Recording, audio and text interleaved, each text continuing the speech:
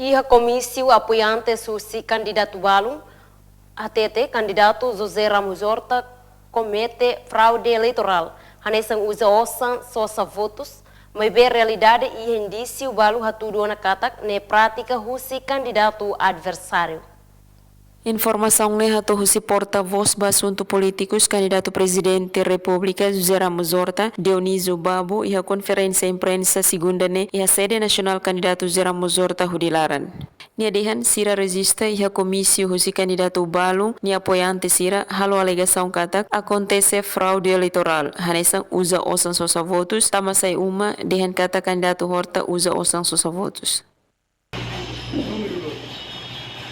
Halo alegações ou candidatos que apoiantes recebem halo alegações quando a fraude eleitoral essa usa o sanbaçosa voto tama sai uma paroli de candidato número 1 José Ramos Horta halo fraude. Niadihan rona iho ikusi liderança balung hene bahalo intervenção direita. Nebe fo osang no obriga funcionário contratado sira atau vota ba candidato número 2. Selai perde sira ne funcionário.